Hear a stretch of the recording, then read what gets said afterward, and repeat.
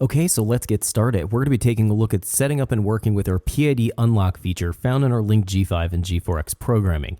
Now, our PID unlock will unlock a window into the proportional, integral, and derivative control within our programming. So anything that's closed loop, PID-based control, we can see what the contributions are going to be from the proportional, integral, and derivative gains.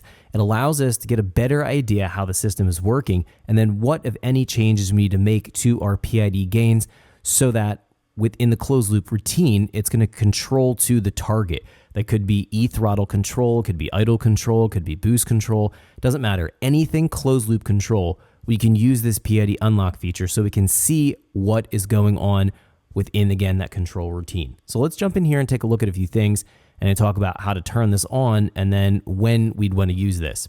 So for example, we're going to move from our fuel page right here and let's jump in here to our idle control. Now our idle control page, we're going to find currently my engine speed is showing 0 and it's not running. This is drive-by-wire I have set up on my my vehicle here. So as soon as I fire it up, we'll hear the throttle start to activate and we'll see exactly what the idle control is going to do. Now, if we're talking about the idle control routine, we're going to find everything is based and driven on an integral gain only. There's actually no proportional or derivative gain, and that's simply because when we're working in idle control, we're going to have more of a steady state control feedback going on, and we don't need a proportional and we don't need a derivative. The proportional is going to be the correction for the immediate difference between the target and the actual, and the derivative is going to be taking a look at the rate of change against the target over time, where the integral is going to be taking a look at the difference in the air over time. So when we're talking about idle control, we generally want to have engine speeds relatively steady state. We're going to give it a desired target idle we'd like to be at. We give it a base position table value, and then we use the integral gain to compare the actual versus the target, which is known as the idle RPM error.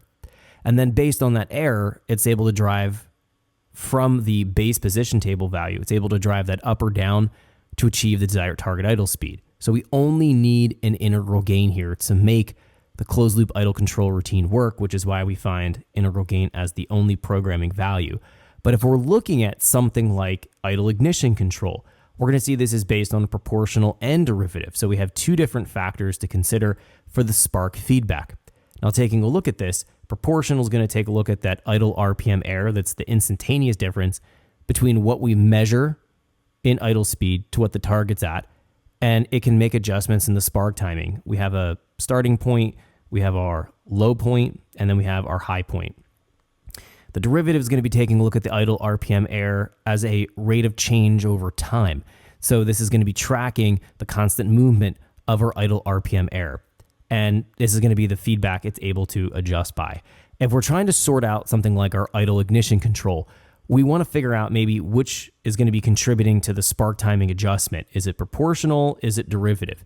That's where we need to go in and use this PID unlock feature. So any closed loop routine you have going on within the link can utilize this feature. All we need to do within that routine that we're trying to check for the closed loop, what's going on in our time plot window, we need to bring in proportional, integral, derivative, generic channels. So if we right click here, go to properties, we can see I created its own group and then I have these already populated into the window.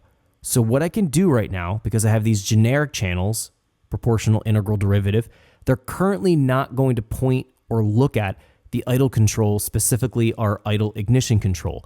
They're going to be just generic channels and they're actually going to just read 0 and not do anything until we point the PID unlock feature for something like our idle ignition control. We have to actually designate what we want to see in terms of our proportional, integral, derivative values to see how the system is working. Let me demonstrate this real quick. Let's go here and cancel.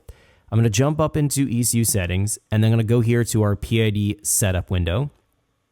This is going to be where we set up the actual PID values here to register and read for a specific subsystem control. So for example, if I want to take a look at my idle ignition control, I'm going to go ahead and select this option right here.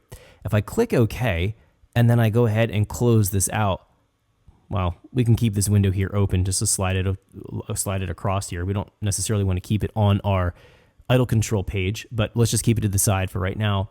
Notice that nothing's happening here. The proportional and derivative are what we'll see actually start to feedback and move. Nothing is happening because my engine is off. Let me go ahead and fire up my engine so we can take a look at this real quick. So we see here the engine is running, and we're finding, if we're taking a look at this, we have the ignition timing is pulling all the way down to -5. That's the floor or the lowest point we can call for ignition timing.